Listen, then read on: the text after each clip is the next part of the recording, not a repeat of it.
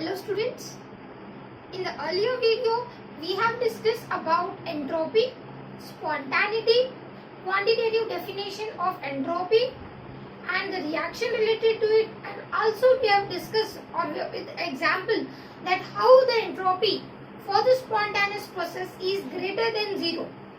Now when it comes to the criterion of spontaneity, here you can see that we are going to study another thermodynamic property which is been called as Gibbs free energy. Now here we can see another concept which tells you about the Gibbs free energy. Now the concept starts over here. Why we are discussing about the Gibbs free energy? The concept is as such. When the entropy is been related to the spontaneity, when the entropy is been related to the spontaneity, you can see that there should be a type of criteria for the spontaneity.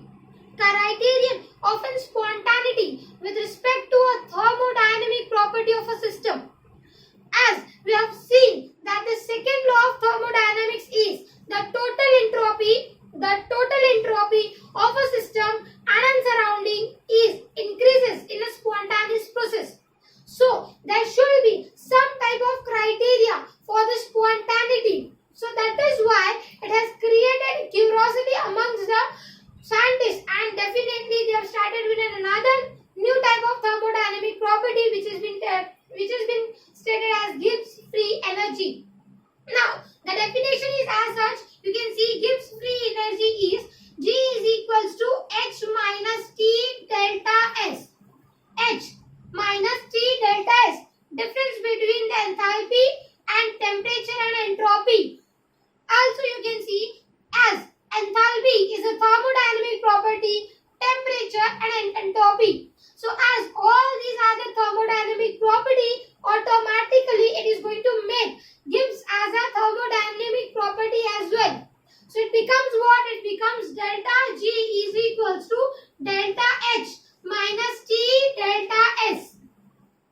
As you can see that we have seen that all these three means I will let you know that as enthalpy, temperature, entropy, all these are state function. You will come to know even the Gibbs free energy is also a state function. So why we are considering the whole concept?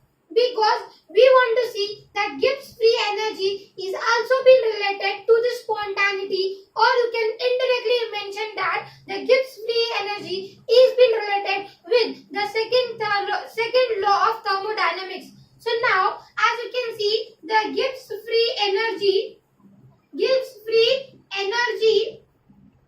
and spontaneity, or you are going to see the relation between the Gibbs free energy and spontaneity. If suppose I am writing, or actually the concept is delta S total is equals to delta S system plus delta S surrounding. It has been expected that it is going to be for the system. So if suppose I am not mentioning the subscript for the system, that delta S total is equals to delta S plus delta S surrounding. Now we have to relate the Gibbs free energy and spontaneity. Yes, in the last video we have discussed and we came to know that the delta S surrounding is equals to Q reversible upon T. Yes, or you can call it as what? Minus delta H upon T. Why? Because it has been related to the amount of heat equal to the amount of reversible heat. Means when the system is going to release the heat, automatically it is being absorbed by the surrounding. So here you can see that the surrounding is expressed, or what it has been mentioned that minus delta H.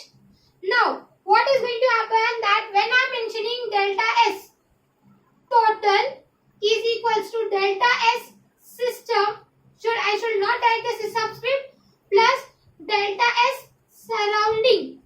Now the concept is what? Delta S total is equals to delta S minus delta H upon T. Yes, surrounding का ये value डाला है minus delta H upon T. Next, as you can see, I am going to multiply the equation with T. T delta S total is equals to